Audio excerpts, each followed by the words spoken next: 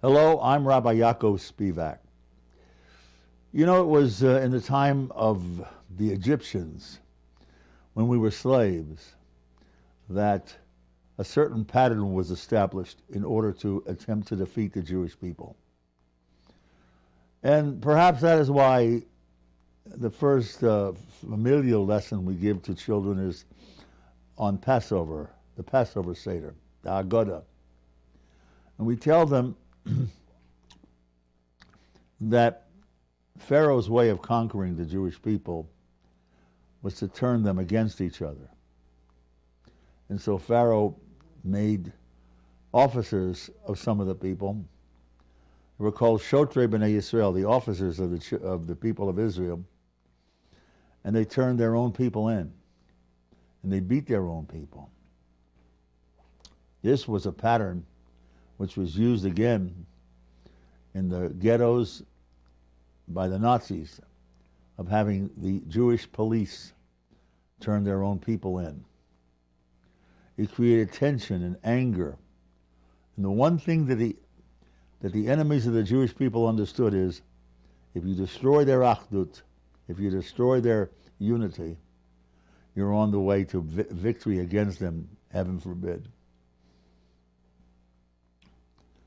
During our weakest periods, leading up to our most terrible incidents, there was always this attempt to turn Jews against one another. When the Romans surrounded the temple, there were two factions inside the walls of Jerusalem fighting against each other. When the Warsaw Ghetto was taking place, when the SS were attempting to destroy it, the Jews fought under separate flags against their enemies. That was always the weakness of the Jewish people, as great as the Warsaw Ghetto fighting was. That was the weak point. So you want to weaken and destroy Jews, you turn them against each other in the time of trouble.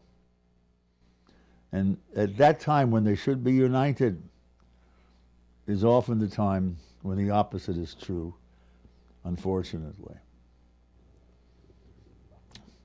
The murder, the slaughter, the vicious, vicious slaughter of 11 Jews in Pittsburgh should have turned the Jewish people into a unified force. It should have said, let us get together. But no, it did not. There was criticism as to what these people's affiliation was.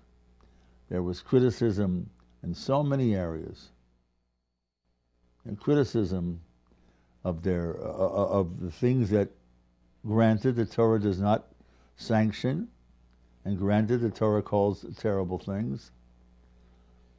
But in the end, they died as Jews. That's what happened with the 6 million Jews of Europe. Now, later on, we mourn them.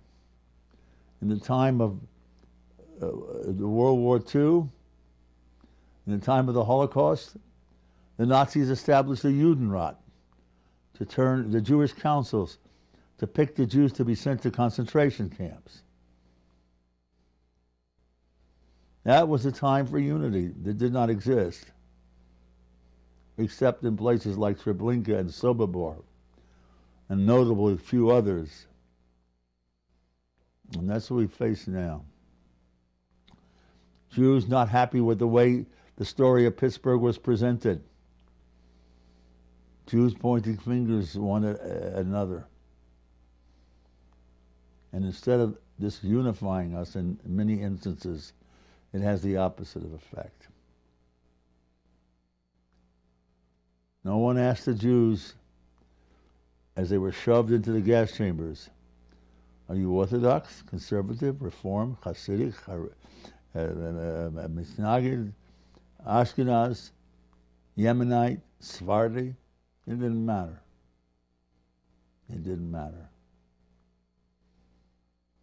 These Jews, all 11 of them, no matter how they spent their lives, they died al Kiddush Hashem.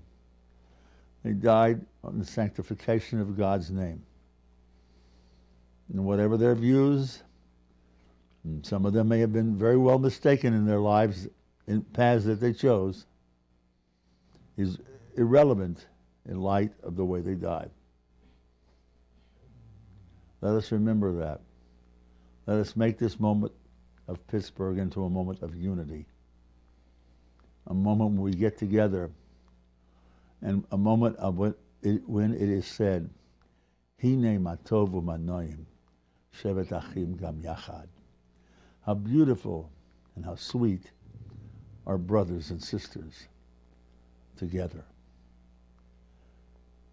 Chazak. Thank you.